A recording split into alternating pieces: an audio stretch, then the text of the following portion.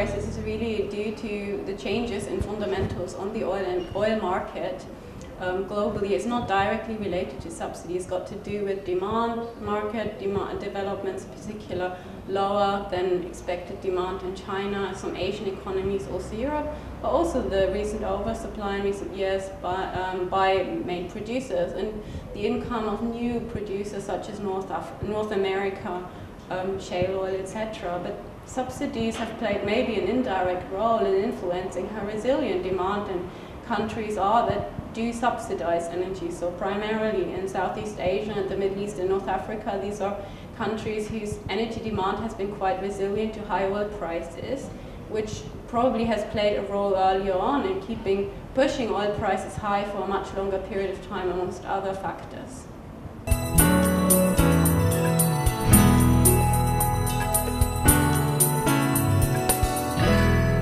Well, the Mena region is a very solar abundant region, so in a way it is paradoxic that this resource hasn't been farmed in much earlier. The reason for that has been that solar energy used to be very expensive, but costs have fallen very much for the technology relative to fossil fuel technologies, and now that we see a surge in regional demand and the need to diversify the regional energy mix, solar energy can play an amazing role in adding a new resource that's domestic, that is abundant, it's renewable, it doesn't deplete. It also brings with it technology that can create jobs, especially here in North Africa. The job creation potential for solar power is quite significant, so it does offer many opportunities.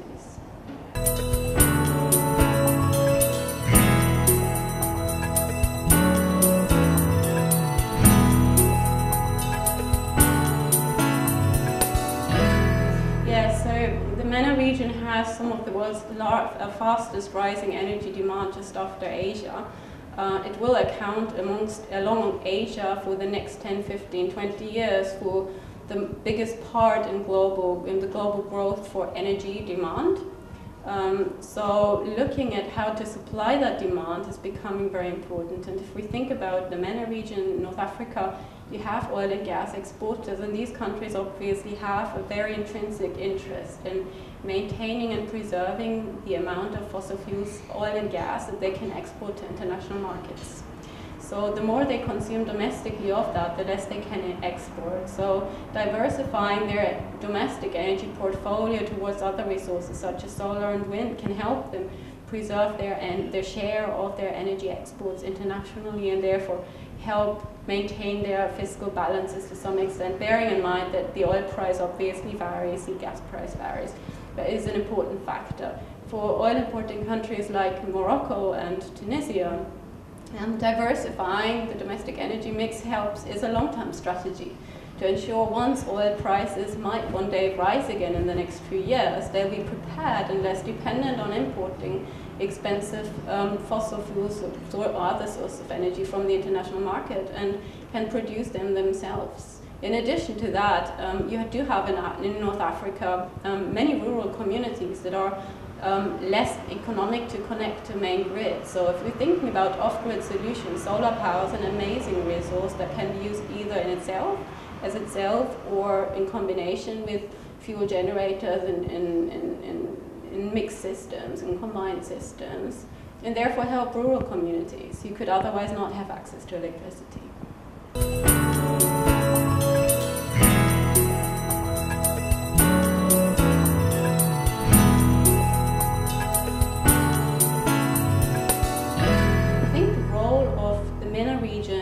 In alleviating climate change is very important. It's a block of a diverse range of countries that have very interesting economies that are growing, they're contributing a lot to global growth in the next few years, also to energy demand growth. So what happens inside these countries is incredibly important, not only individually and for these countries, but as a model for other developing countries. And given the region has so many renewable energy resources, Morocco, for example, has a very good wind resources, very good solar resources. This can be a model to other countries of how to develop them.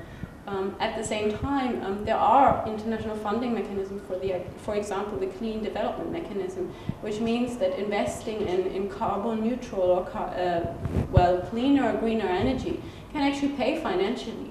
And that is a rewarding way of trying to switch towards a greener, healthier economy.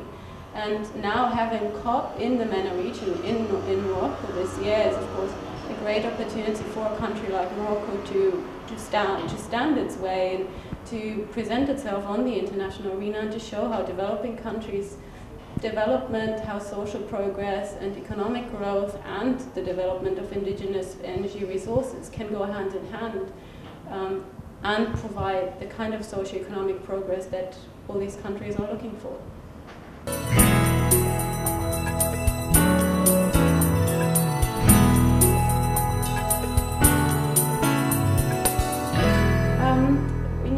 Integrating renewable energy into existing energy systems is nowhere easy. It hasn't been easy in Europe, it hasn't been easy in North America.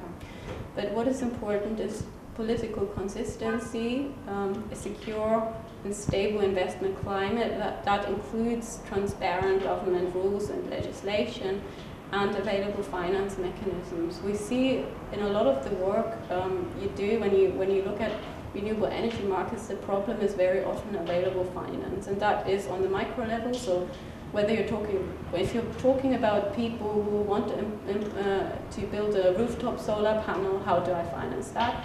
Down to maybe a company that wants to invest in a large-scale concentrated solar power plant. Where's the market? How much can I charge for this? Who will provide me the credit? But the special nature of renewable energy is that it's very capital intensive at the start.